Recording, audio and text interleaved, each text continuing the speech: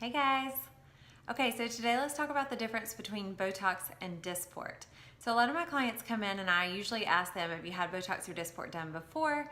And they will say yes, but they'll have no idea which one they had done. So a lot of practices that you go to will only carry one or the other, and then some of us carry both products.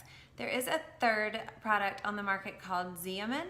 And in case you're not familiar with any of these, Botox, Dysport, and Xeomin are all neurotoxins. So when they are injected into the muscle, they actually cause the muscle to quit working. So it blocks the neurotransmitters from being able to signal the muscle to contract, which would lift the brows up or frown the brows in or tighten up around the eyes.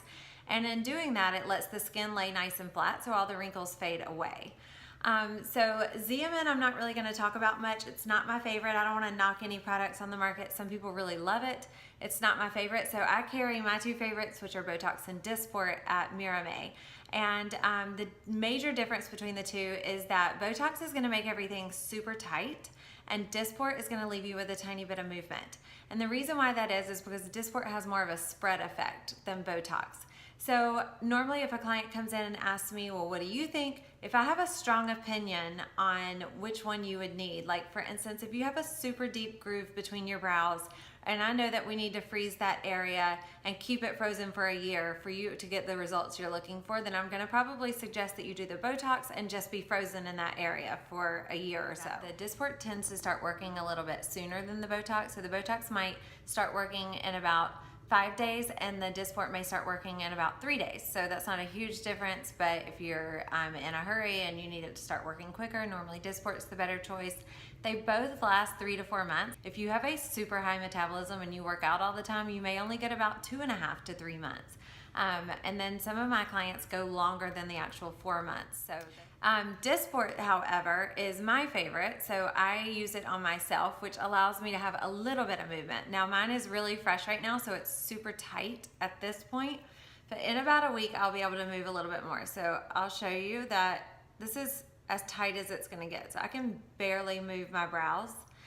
So I treated between my brows and my forehead.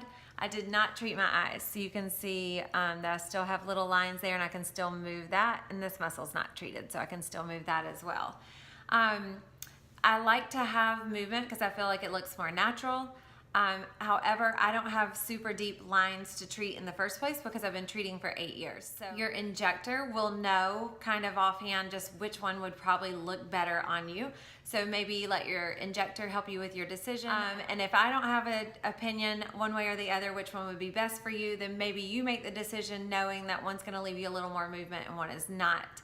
The Dysport tends to be a little bit cheaper than the Botox, so sometimes that is the difference for our clients. Just because it's cheaper doesn't mean it's not as good. Like I said, it's my favorite. So anyway, that's just a little bit of information on a subject that I think a lot of people don't know a lot about. Most of your girlfriends are gonna say, I got my Botox done today, whether they got the Botox, Xeomin, or Dysport done. So just a little bit of info for you guys. Hope you're having a great day.